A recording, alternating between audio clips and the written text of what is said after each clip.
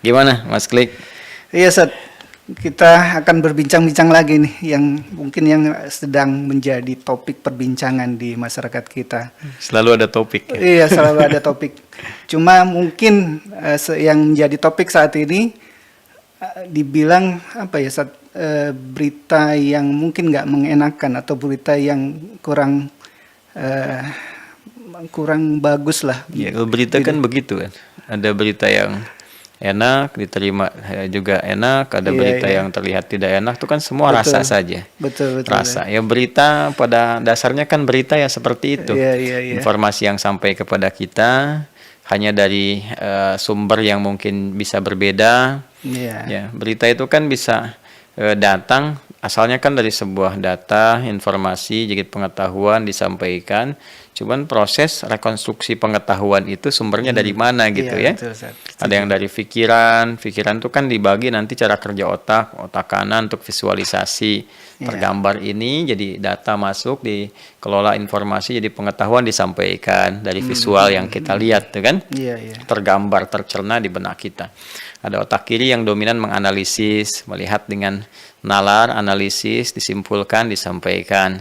Jadi ada berita yang sampai lewat gambaran citra otak kanan, hasil analisis otak kiri, yang repot yang nggak pakai otak. Jadi bukan dari sumber olahan otak kanan, bukan otak kiri, tapi memang dari sumber yang ketika masuk tuh sesuatu informasi langsung ke nafsu langsung keluar lewat tutur. Nah, itu dia, Sat. Nah, itu kalau dalam bahasa Qur'annya tuh afara'aita man ittakhadha ilahahu hawa, gitu kan? Apakah engkau pernah perhatikan ada orang-orang yang menjadikan nafsunya sebagai tolak ukur? Dalam bahasa yang lebih tegasnya ada yang menuhankan nafsu gitu, semua bersumber dari keinginan nafsunya, ditangkap berita keluar. Jadi kita nggak bicara tentang cara berpikir, cara bertutur jadi.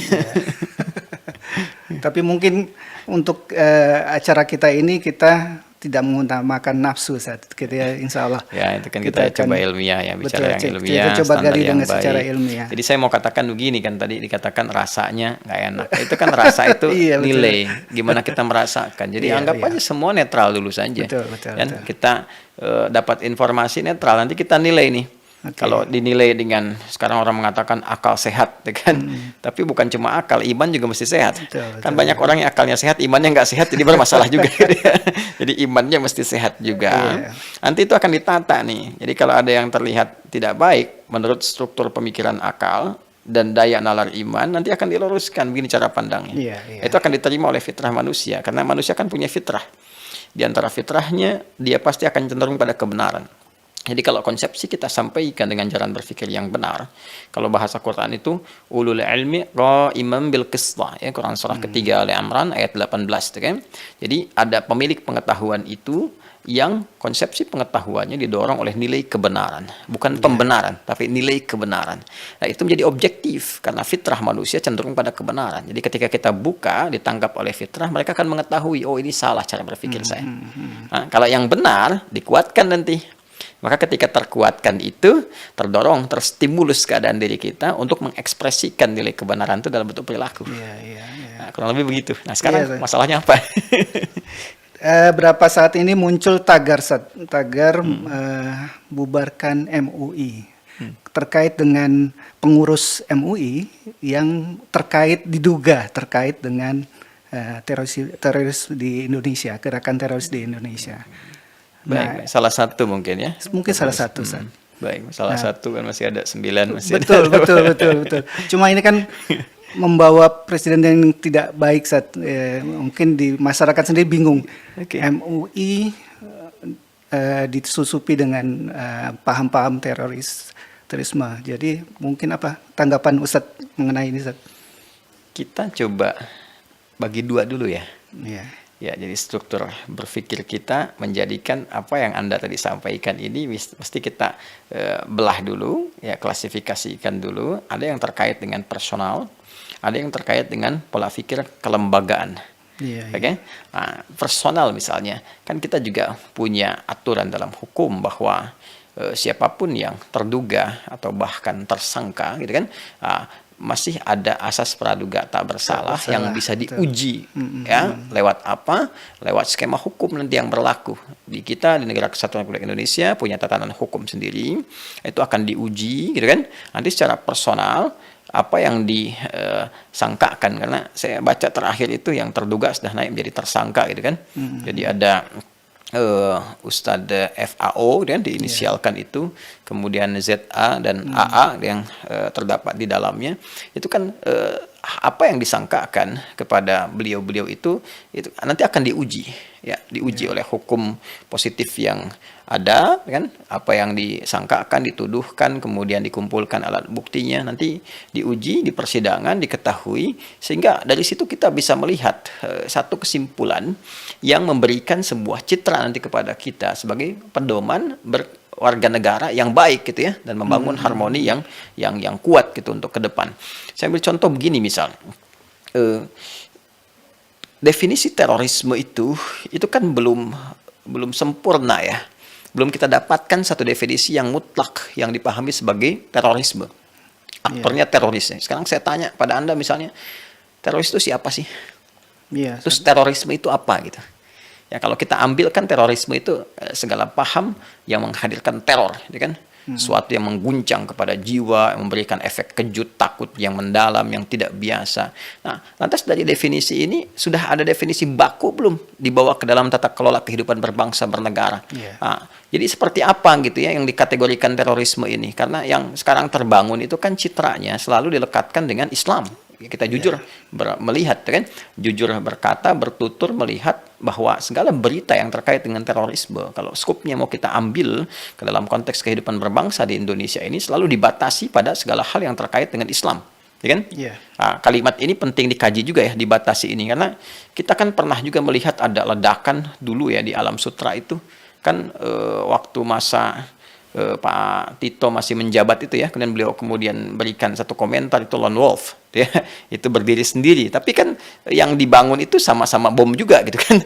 Tapi ketika ada satu aksi seperti itu, dia nggak dimasukkan ke dalam satu pemahaman terorisme dan nggak dilihat apa agamanya, dan dia bukan Muslim, ya, itu istilahnya lone wolf, gitu kan, dia aksi sendiri, gitu. Nah, apakah karena orangnya atau karena efek kejutnya itu kata teror itu mesti disematkan?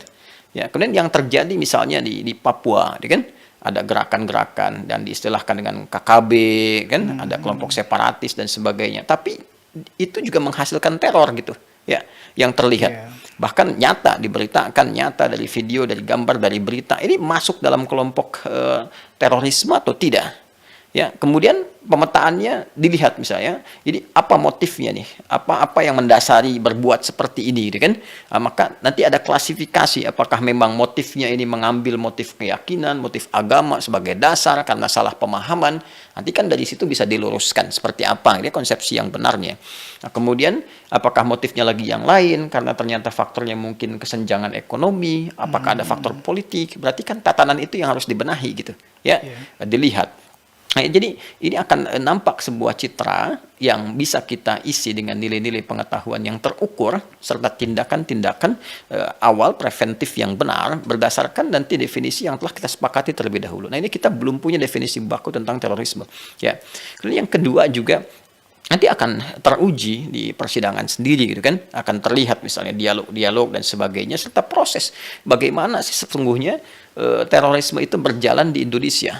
Nah, nanti kan BNPT nanti bisa menjelaskan, itu kan, seperti apa, gambarannya apa. Nanti saya kira dari pembelajaran yang berlangsung sampai dengan saat ini kan bisa dipublish itu ke publik, ya, disampaikan gitu kepada publik, ini loh terorisme ini begini, ini yang terduga nih misalnya, atau bahkan dalam radar yang ditetapkan sebagai teroris, ya disebutkan aja afiliasinya begini, ini begini, dasarnya begini, itu nanti akan diuji, itu kan. Nah, sekarang saya berikan gambaran begini. Kalau misalnya kan ada lembaga yang disebutkan tuh beberapa itu, ya, yayasan A, kemudian ada untuk dana sumbangan B, gitu kan, dan sebagainya, kan ada nama-nama tuh. Kalau orang nggak terpublikasikan, bagaimana kita tahu? Betul. Kalau itu masuk dalam jaringan teroris, misalnya tadi ada Jamaah Islamiyah kah, ada Yayasan Amal yang Abdurrahman bin Auf, itu kan menyertakan nama mulia di dalamnya, gitu kan. Nah, terus siapa yang tahu kalau kemudian tiba-tiba ada orang tarik donasi, kemudian masuk ke situ, kan nggak tahu sama sekali. Ya, kalau nggak dipublikasikan yang semacam itu, jaringannya kemana, idenya apa, dibikin orang tahu, masyarakat, ya kan? Dan di situ ada yang namanya cegah tangkal. Jadi kalau ada ustadz-ustadz tertentu misalnya yang taruhlah mau didekati sama yang seperti ini, atau misalnya dihubungi, atau bagaimana dalam konteks keislaman ya, dalam konteks dunia dakwah keislaman yang dalam tanda petik Anda sampaikan tadi tersusupi oleh paham-paham demikian, itu kan bisa ada langkah preventif dari awal. Pendekatannya apa? Saya ambil contoh begini ya, misalnya ada Ustadz FAO dia, Farid Ahmad Oqbah tadi yang disebutkan tadi. Itu beliau 19 Juni 2020 itu kan bersama Parmusi itu diterima presiden di istana. Yeah. Ya, kalau ada jejak yang disoal 2018, 2017 atau sebelumnya, yang saya lihat juga Pak Ansar Mbaye menyampaikan ini pernah ke Afghanistan di TV One, saya pernah cek gitu ya, ada kemarin wawancara. Ya, pernah ke Afghanistan tahun 93, ikut pelatihan, pulang, kemudian dia sampaikan itu pidana. Itu kan 28 tahun lalu gitu, ya. Kok bisa itu masuk istana? Jadi menarik tuh. Ya, kapan menjadi teroris dalam tanda petik ya? Kapan diperbolehkan nih sebagai warga negara yang dianggap baik, bahkan juga dalam ceramah-ceramahnya bisa dilihat, kan? Seperti apa gambarannya. Nah, ini kan jadi menarik gitu. Ya, di mana sifat cegah tangkalnya itu ada. Bagaimana kemudian pemberitaan dan pencegahan kepada masyarakat. Kalau diduga sudah lama, sementara banyak berinteraksi dengan masyarakat, bagaimana masyarakat yang terlibat dengan dakwah beliau, apakah akan divonis juga tersusupi paham dan sebagainya? Jadi kompleks sih. Masalah yang rumit gitu ya. Jadi saya kira kita menghormati hukum ya, sekali lagi. Jadi menghormati hukum yang ada, tentunya dalam sisi ini penegak hukum punya data awal ya, kemudian melakukan sebuah tindakan preventif atau apapun namanya, tapi kan nanti akan diuji semua itu, dan masyarakat nanti menilai dengan objektif ya. Jadi di situ dipertanggungjawabkan, terlihat. Jadi nah, yang penting bagi kita masyarakat itu hasil dari uji itu. Isu ini kan udah lama gitu, isu terorisme ini udah cukup lama lah, dari sejak 9/11 itu kan muncul, jadi ramai, jadi semakin menjamur. Kalau kita bahas geopolitik itu lebih dalam lagi itu. Tapi saya ingin katakan apa dari sejak hal-hal yang terdahulu itu, dan kita tidak ingin itu berulang ya. Ada bom Bali di Jalan Tamrin, Marriott, kan Sarinah, itu kan bisa semua dimiliki data, terkoneksikan kemana ya, jaringan-jaringan ini atau juga jaringan yang lainnya. Setelah definisi terornya ada, diklasifikasikan, ini yang separatis, ini yang begini, ini yang begini. Masyarakat diberikan pemahaman informasi. Setelah itu kita ambil langkah preventif bersama-sama. Ini nggak bisa kita mengatasi teror itu dengan satu elemen atau satu instrumen saja, nggak. Ya, apakah dengan ada instrumen misalnya di aparat penegak hukum akan selesai itu? Belum tentu juga. Kan mesti ada peran-peran di sini. Keulamaan menjelaskan kalau paham-paham yang seperti ini nggak benar tuh, itu yang luruskan siapa? Kan harus ada bidangnya sendiri. Oh, ini kalau di Islam berarti ulama, ya kalau di Kristen apa, di Hindu apa, di Buddha apa dan sebagainya. Nanti ada sinergi di situ yang memberikan pendampingan dan pencerahan ke masyarakat. Nah, itu satu titik ya. Jadi saya ingin bahas dulu secara personal bahwa apa yang disangkakan kepada beliau-beliau dimaksud, ataupun juga warga negara yang lain tentunya, itu dengan aspek yang lebih luas, itu bisa diuji di persidangan, dan hasil persidangan itu mesti memberikan sebuah citra kepada masyarakat untuk pembinaan, sekaligus membangun sinergi untuk cegah tangkal ke depan, supaya tidak ada hal-hal yang terjadi yang tidak diinginkan ke depan terkait dengan aksi-aksi teror, apapun itu. Ya, ini bahaya kepada kehidupan berbangsa bernegara. Itu kan terorisnya sekarang jadi kompleks. Ya, terorisme itu sekarang gini, ada terorisme verbal. Yang radikal dengan kata-kata ini banyak nih sekarang. Iya, yang hoax itu kan teror juga itu. Iya. Bahkan kan kemarin ada keramaian di media sosial, kericuhan media sosial itu bisa menghasilkan sebuah vonis hukum gitu ya.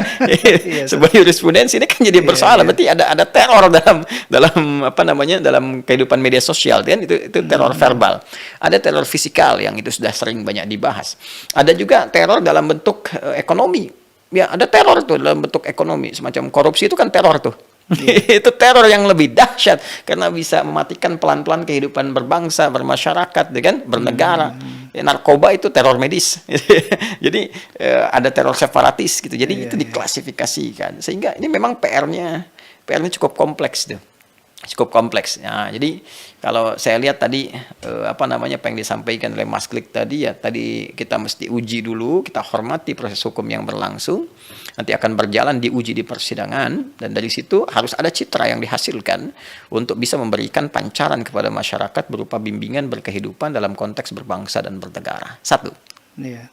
Nah, yang kedua, Anda bertanya tentang tagar MUI dibubarkan. Ustaz. Ramai ya.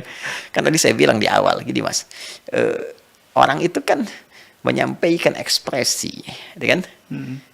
Baik berupa tutur kah, sikap kah, perilaku kah, apa. Asalnya kan dari informasi yang diolah. Ya, kan selalu berkata begini, data menjadi informasi, informasi menjadi pengetahuan. Ya, pengetahuan yang di-share. Nah, jadi pengetahuan yang sampai itu nanti sumbernya kan dari data. Datanya masuk kemana nih? Apa diolah di otak dulu, di alat cerna pikiran kita, atau langsung masuk ke dalam nafsu, ditelan oleh nafsu, dikeluarkan lewat lisan. Makanya saya sering agak suka meluruskan gitu statement seseorang mengatakan kok cara berpikirnya begitu, ya nggak semua orang berpikir. Kita bisa katakan cara bertuturnya begitu, karena tuturan itu nggak lahir lewat pikiran. Ya, ada yang ditangkap oleh citra otak kanan kita dari visual, digambarkan lewat ekspresi lisan, terjadi sebuah pandangan. Ya, sumbernya apa? Otak kanan. Otak kiri dengan nalarnya, analisis, sumbernya apa? Oh, dari otak, dari pikirannya, dimasuk ke dalam jiwanya, dikemas, dikonsepsikan kepada nalarnya, keluar. Itu produk pemikiran. Tapi kalau nggak lewat otak kanan, otak kiri, nggak lewat otak, gitu, nggak mampir ke otaknya, cuma dari nafsunya keluar ke lisan, itu kita nggak bisa katakan produk pikiran. Itu produk tuturan. Nah, produk tuturan itu ya, itu menjadi PR untuk diluruskan, ya kan? Bukan untuk didialogkan atau difikirkan, karena mereka mengeluarkan statement tidak dengan pikiran. Jadi kita pun harus tidak dengan jalan pikiran merespon itu, karena nggak nyampe ke otaknya. Ya, karena itu kalau kita gali pun lewat skema logika, gitu kan? Terus skema-skema yang lainnya itu gugur dengan sendirinya. Ya, gugur dengan sendirinya. Apa yang mau dikomen gitu? Ya, saya mau katakan gini. Oke, MUI misalnya Majelis Ulama Indonesia di Komisi Fatwa khususnya, ya dikesankan ada disusupi nih, ya kan, oleh paham terorisme. Karena disusupi, MUI-nya bubarkan. Anda bisa kebayang nggak kalau cara bertutur? Saya tidak katakan cara berpikir ya, karena jadi kalau kita ambil ke dalam konsepsi berpikir, hancur nanti tata kelola kehidupan.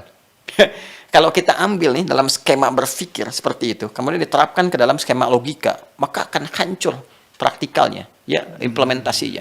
Semua yang tersusupi oleh yang jelek bubarkan komunitasnya. Masa bisa nggak Anda bayangkan misalnya ini ditangkap KPK, ya, dosen di kampus A, misalnya pejabat, ya, asalnya dari kampus A, korupsi nih, maka bubarkan kampusnya. Dari partai A, korupsi nih. Ya, apa aja misalnya bentuknya, bubarkan partai ya. Semua bubar saja. Semua bubar, ya. Kebayang nggak? Ya, dan nanti puncaknya lebih dahsyat lagi. Ada oknum nih di penegak hukum, ya, bisa jual senjata ke KKB, ada yang lain lagi. Bubarkan nih penegakan hukumnya, bubarkan instansinya. Saya nggak bisa kebayang kalau satu kali presiden misalnya berbuat salah, bubarkan presidennya. Ya, menteri salah, bubarkan menterinya. Ya, jangan-jangan nanti sistem ekonomi juga salah, nggak sesuai dengan konteks ideologi dasar negara kita di Pancasila, bubarkan di sistem ekonominya. Jadi itu bukan cara berpikir. Ya, jadi lemah dari segi logika, karena memang nggak pakai akal pikiran, si logismenya nggak ada. Terapan logika itu kan dibangun dari nalar akal, berdasar sumber informasi yang masuk. Nah, tadi saya katakan ini nggak masuk ke akal, masuknya ke nafsu. Jadi kalau kita bawa ke dalam konteks logika, ini cara bertutur, jadi bukan cara berpikir. Cara bertutur seperti ini mesti dibalas lewat tuturan saja, ya kan? Ya, dibalas lewat tuturan. Artinya apa? Artinya perlu pembinaan. Tuturan yang dimaksudkan pembinaan. Kan membina itu dengan tuturan, dengan sikap, dengan memfungsikan kembali akal berpikir yang mungkin masih original karena belum digunakan itu. Jadi ada potensial untuk cerdas. Jadi saya mau katakan begini, ini tugasnya sepertinya Menteri Pendidikan nih. Ini tugasnya Menteri Pendidikan, karena ini ada kekerasan, bukan hanya seksual di kampus ini. Ya, ada kekerasan verbal yang keluar dalam bentuk radikal yang tidak menggunakan daya pikir. Sementara Menteri Pendidikan itu diamanatkan oleh Undang-Undang Pasal 31 ayat 3 itu, ya, pemerintah ya mengusahakan dan menyelenggarakan satu sistem pendidikan nasional yang meningkatkan keimanan, ketakwaan serta akhlak mulia, ya kan? Nah, ini kan dibuat dengan sebuah sistem untuk mencerdaskan kehidupan bangsa. Jadi ini statement ini tidak dalam konteks cerdas, bertentangan dengan keimanan karena ingin membumbarkan satu lembaga yang itu menjaga keimanan, ketakwaan, ya, yang memang cara berpikir kita pun melihat bahwa nggak bisa satu ini berpikir ya, kan kita berpikir nih, nggak bisa satu sesuatu yang masuk ke sebuah komunitas dihukumi untuk seluruh komunitas, ya kan nggak bisa seperti itu. Saya sering katakan kalau peci Anda nggak masuk dengan ukuran kepala, jangan potong kepalanya, tapi sesuaikan ukuran pecinya. Iya. Jelas ya? Betul. Jadi yang pertama secara personal pun itu diuji. Yang kedua cara bertutur bukan cara berpikir. Itu cara bertutur yang tidak tepat. Jadi ada tugas di sini Menteri Pendidikan untuk membuat sebuah arahan. Tapi kita juga bersyukur kepada Allah bahwa ini muncul. Jadi kita bisa mengetahui penyakitnya nih. Jadi kalau saya saran sih kepada masyarakat ini tinggal dikumpulin aja nih. Yang bikin tagar ini siapa aja nih. Ya, jadi kita tahu nih penyakit ini menyebar kemana aja kalangannya. Bikin sensus nih. Atau mungkin karena ini saat ini jadi cerminan bahwa masyarakat kita sebetulnya tidak tahu fungsi dari MUI sendiri saat. Kalau kita bicara hikmah tuh banyak, bicara hikmah banyak, gitu kan? Ya, ini kan kejadian itu selalu mengandung hikmah. Di sini kan MUI bisa diperkuat di satu sisi. Bagaimana memperkuatnya? Ya dengan tampil untuk menjelaskan, memberikan pengayoman. Anda jangan salah loh, Ketua Dewan Pertimbangannya kan RI 2. Iya. Wapres, itu kan jangan salah gitu kan.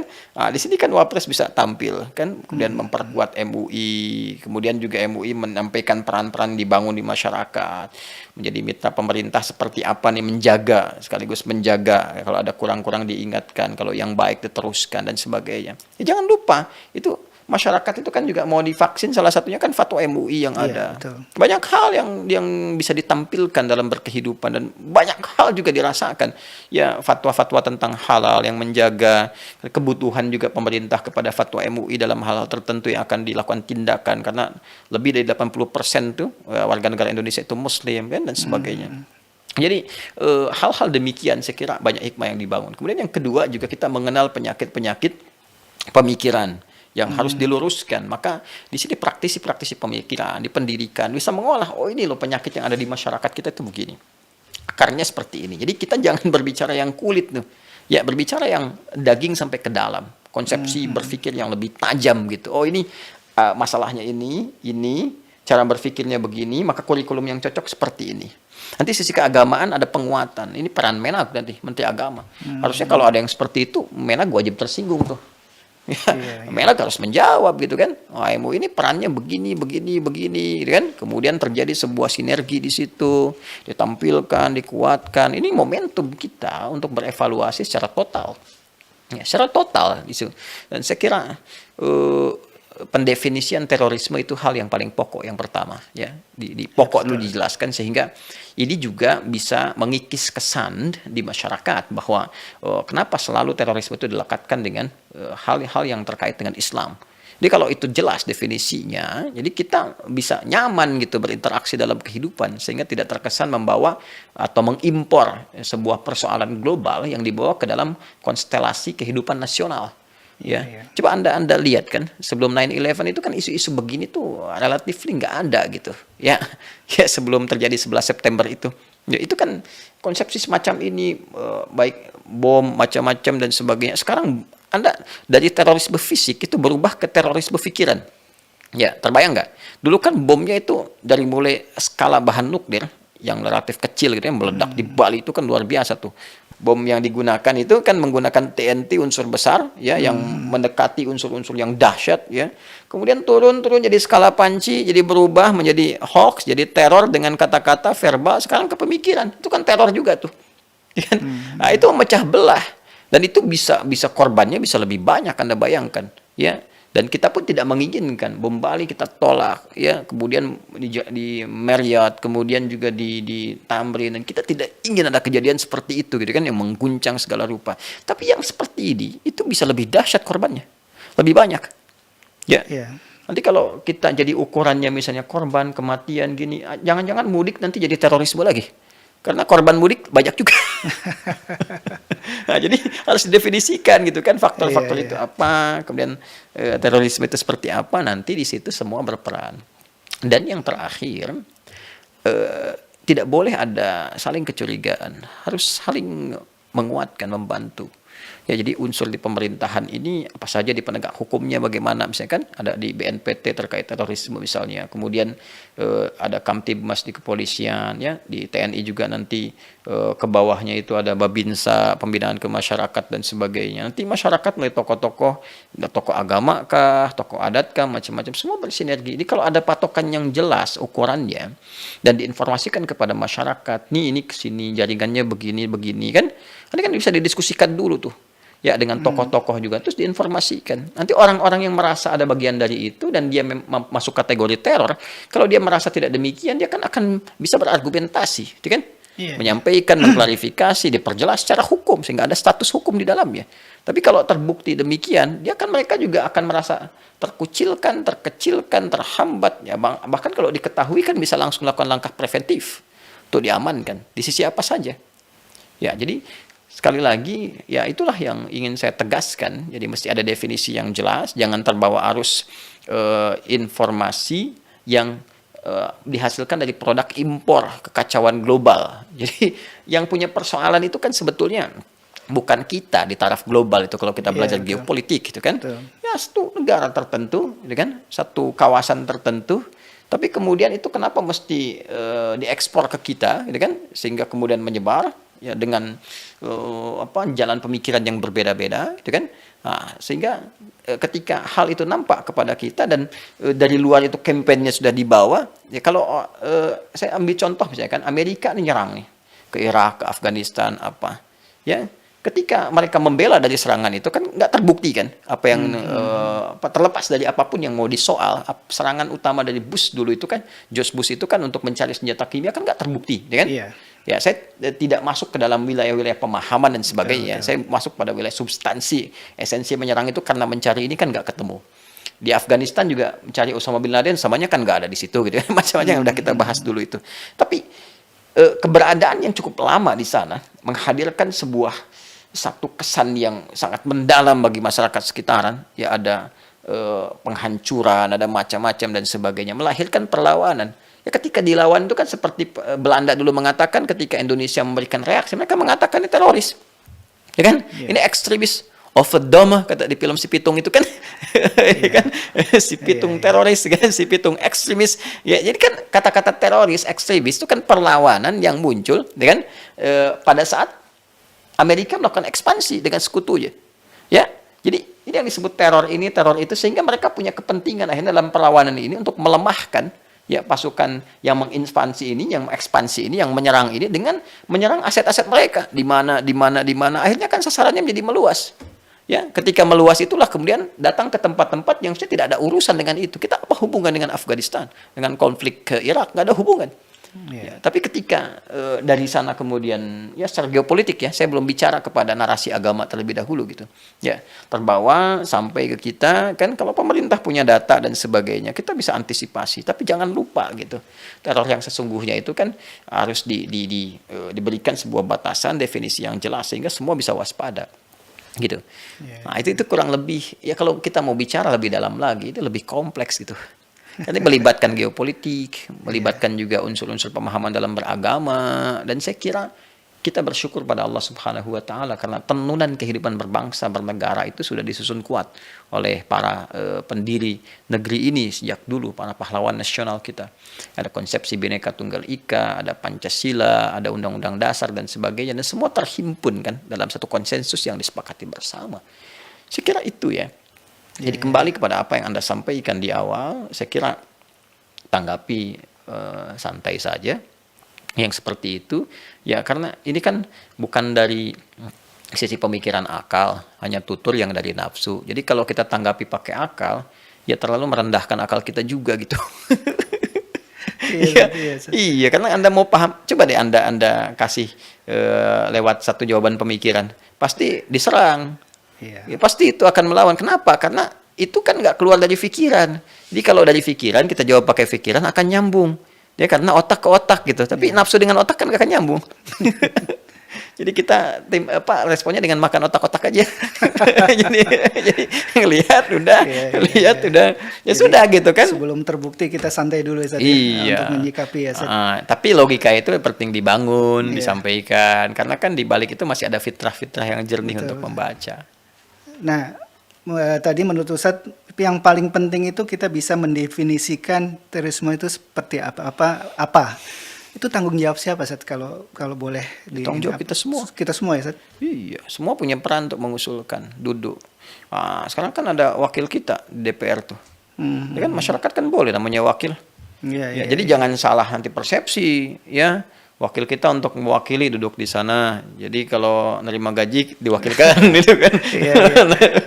Istirahat diwakilkan, nerima fasilitas diwakilkan. Tidak, itu tuh kompensasi dari pemikiran-pemikiran masyarakat, usulan diwakilkan kepada dewan yang terhormat dan menerima fasilitas itu untuk memberikan sebuah support sehingga memudahkan mereka menampung usulan kita diteruskan. Jadi kita punya wakil rakyat di sana, ya kan? Kemudian kita sampaikan aspirasi ke sana, diteruskan. Para pemikir, stakeholder berbangsa, di keulamaan, semua merumuskan semangatnya, tapi semangat yang sama. Betul. Membangun harmoni, membangun kebaikan berbangsa bernegara. Jadi asasnya tuh jangan saling mencurigai dulu. Kalau sudah saling mencurigai, kita kan harus punya satu pijakan ya. Dan kita sudah punya itu, pijakan kebangsaan. Jadi tolak ukurnya tolak ukur berbangsa bernegara. Kita pun tahu kan pergerakan geopolitik ini begini, pengaruhnya akan begini. Tapi kalau kita sudah punya pijakan berbangsa bernegara, apapun yang dipaksakan dari luar itu kita bisa berdiri di atas kaki sendiri gitu. Kalau nggak sesuai dengan paham bangsa kita, itu tolak gitu kan. Kemudian hal-hal yang terbawa dalam nuansa yang menghasilkan teror, ya kita hadapi dengan cara yang sesuai gitu, dengan cara yang benar. Nah, itu kan ada porsinya masing-masing. Itu saya kira itulah. Ya. Jadi semua berperan ya, Ustaz.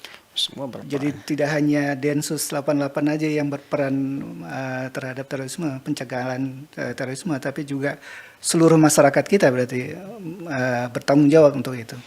Iya, itu kan instrumen ya. Kalau instrumen itu kan berdasar perintah. Kalau perintah itu kan berdasar data yang terkumpul segala rupanya. Nah, data-data yang terkumpulnya sumbernya dari mana? Cara mengelola itu seperti apa? Bagaimana ke atasnya? Agak berat ya, memang agak berat. Jadi bagian dari instrumen itu karena Anda harus berpikir begini, sipil dengan militer cara berpikirnya berbeda. Ya, itu berbeda. Iya, betul. Karena itu instrumen negara itu kan taatnya pada undang-undang, pada aturan, dia harus menjalankan. Maka yang membentuk undang-undang ini siapa? Yang mengusulkan ini siapa? Yang mengonsep siapa gitu. Memang berat cara berpikir kalau kita masuk ke dunia militer. Dia kan tugasnya kan harus doktrinnya kan taat gitu ya pada undang-undang, pada aturan, pada komandan, pada atasan ke atas dan sebagainya. Mau nggak mau dia kerjakan apapun yang diperintahkan kepada dia. Dalam konteks itu berada di bawah ranah aturan yang telah ditetapkan. Ada jiwa korsa, ya, janji prajurit, macam-macam gitu. Nah, ini yang jadi persoalan itu sesungguhnya bukan instrumennya. Ya, bagaimana sebuah payung hukum yang menggerakkan itu bisa berkeadilan, bisa dengan baik gitu. Jadi cara berpikir kita itu juga harus lebih wise di sini, lebih bijak, lebih objektif, lebih melihat dengan luas, itu kan dengan luas juga. Saya kira kalau ada kestabilan politik, kemudian kesejahteraan ekonomi, yang ini hilang sendiri kok. Kecuali ada kepentingan-kepentingan global tadi yang dieksporkan ke kita dan kita dengan ketidakberdayaan harus mengimpor itu. Nah, maka kita harus bertumbuh menjadi masyarakat yang berkemajuan, menghadirkan kejayaan dan juga tadi keberdayaan diri kita sehingga bisa tangguh menjadi bangsa yang mandiri. Saya kira demikian ya. Ya. Kayaknya kompleks sekali kalau kita bahas lebih lanjut, apalagi kita belum tahu kompleks itu kan kompleks. Kalau kompleks pakai S ya, karena kompleks. Saya dari kompleks itu kan di sana ada banyak kompleksitas. Di rumah aja kan kalau sudah masuk kompleks ada yang begini, ada yang begitu kan, ada kebutuhan RT yang mungkin berbeda. Betul. Satu orang rumah pengen begini, iuran sampah ada yang pengen naik, ada yang enggak. Ini kan anak-anak kompleks. Jadi apa ya kalau dibawa kehidupan berbangsa bernegara yang kompleksnya lebih banyak lagi, makanya pakai S. Terima kasih Ustaz, perbincangan yang hangat sebetulnya. Panas ya? Panas betulnya. Cuma kita siang panas. Siang panas. Iya, cuma kita sikapi dengan dingin mungkin Ustaz ya. Kita tunggu proses hukumnya sendiri dan mudah-mudahan tidak menjadi hal-hal yang merugikan apalagi kita sebagai muslim Ustaz. Hormati proses hukum yang berlangsung.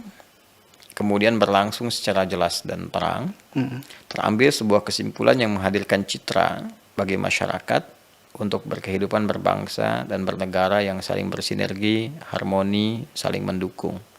Lalu naikkan kualitas pendidikan dan keberagaman yang kuat sesuai amanat undang-undang, maka dengan itu pijakan bernegara kita akan kokoh dan membangun kehidupan yang harmoni dalam konteks berbangsa, bernegara, dan bermasyarakat.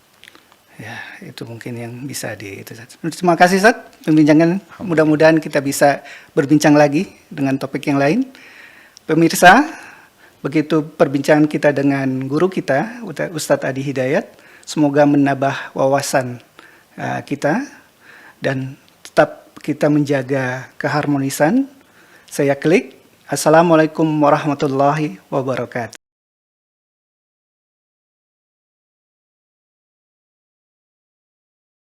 Jaga keharmonisan.